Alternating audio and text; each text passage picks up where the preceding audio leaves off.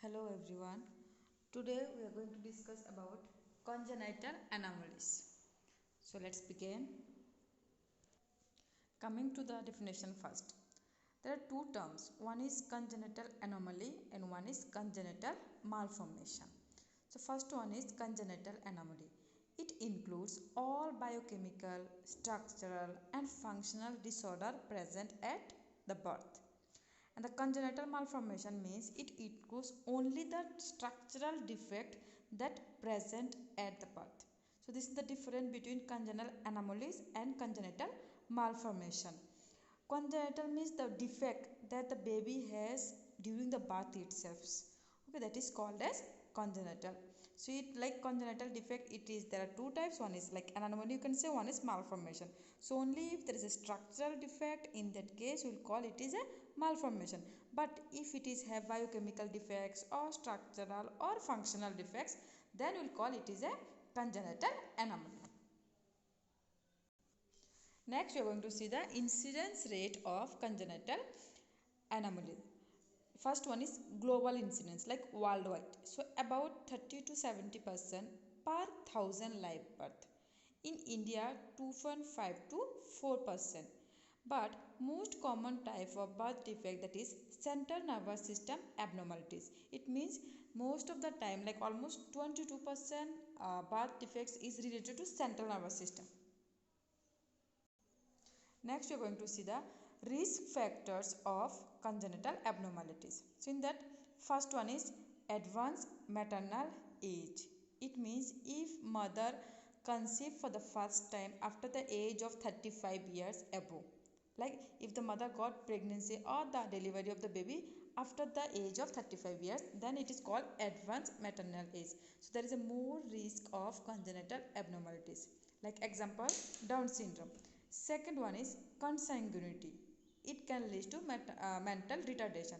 What do you mean by consanguinity? Means if the couples they got married between the relationship between the blood relatives, then it is called as consanguinity and it can lead to mental retardation. Next one is maternal malnutrition. Like example, like iodine deficiency, it can lead to mental retardation, and folic acid deficiency, it can lead to central nervous system defects. So these are the risk factors of congenital abnormalities. Next we are going to see the etiology or causes of congenital abnormalities. The first one is genetic factor. So under genetic, like it may be chromosomal problem, it may be gene disorder, or it may be inheritance disorder. Next we have environmental factors. So like first one is intrauterine infection. So if mother have any uterine infection when the baby is inside the womb, that can cause abnormalities in the baby. Example like syphilis, herpes virus, rubella. Second one is drug intake during pregnancy. If mothers are taking like any drugs like steroids or anticonvulsant or cocaine or lithium drugs during the pregnancy, it can affect the baby.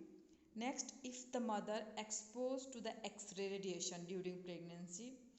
Next one is if the mother is having any disease like diabetes mellitus or any like chronic kidney failure or any chronic disease, any endocrine abnormalities or any cardiac failure or iodine deficiency, folic acid deficiency, malnutrition, it all can lead to the birth defect or congenital anomalies in the baby.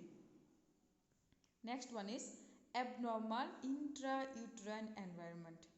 That is example is biconjugate uterus. It means two uterus, double. Septate uterus. It means in between the uterus there is a border. Okay, which is dividing the uterus into the two part. Okay, then polyhydramnios. That is the amniotic fluid in the womb. It is more. That is called as poly. So in that case also it can affect the baby. Next one is maternal addiction. It means if the mother is having any habit of alcoholism, tobacco or smoking. The next one is environmental pollution like air pollution can lead to defect in the baby. Next one is diagnostic approaches. So what we can do to find out the birth defect? There are two types that we can do. One is prenatal diagnosis, one is postnatal. Prenatal is during pregnancy, that is before delivery. Postnatal is after the delivery. So we'll see first prenatal diagnosis or the before the delivery. In that we have like first one, amniocentesis. So amniocentesis at the age of 14 to 16 weeks of pregnancy. So what is the purpose of doing amniocentesis? To find out that any chromosomal abnormalities and inborn errors of metabolism. So through that we can find out. Now what do you mean by amniocentesis? It is the procedure where we are going to remove the amniotic fluid. Okay, that fluid we are going to do testing, okay, for finding any chromosomal abnormalities, and that procedure is done the age between like 14 to 16 weeks of pregnancy. It like 3 months and above. Next one is chronic villi sampling. So this is also one diagnostic test. In that we are going to collect the sample from the chorionic villi of the placenta, okay, to find out that any abnormality, same any birth defect is there or not, like cytogenic study, means to know about the chromosome. The third one is maternal serum alpha fetoprotein and gonadotropins. So it is also a procedure or diagnostic test. Through that we can come to know the alpha fetoprotein level in the mother blood. So with that we can find out that the mother is there is any chance of birth defect in the baby. Next one next one is ultrasonography. So that is very common one, USG. In that we can come to know about the fetal profile. Fetal profile means like baby weight, baby height, baby that all the parts, body parts, everything, heart rate, everything we can find out through the ultrasonography. The next one is amniography. So amniography means visualization of the uterine cavity, visualization of the placenta and visualization of the fetus. So it is the soft tissue abnormalities we can find out through amniography. Next one is fetoscopy. So fetoscopy means visualization of the fetus well-being. The next one is protein assay or DNA diagnosis. So DNA means everyone knows deoxyribonucleic acids to know the chromosomal factors. The last one is radiography and antenatal screening. So these are the things done to find out that the baby is having any congenital abnormalities or not. So this is about the prenatal diagnosis, that is done before the delivery, during the pregnancy. The next we have postnatal diagnosis. So it is done after the delivery. The first one is maternal and family history. So like if they have any hereditary disease in their family, they have to collect physical examination of the baby to find out that any congenital abnormalities there or not, biochemical assay, cytogenic study, blood test, hormonal assay, radiography and ultrasonography.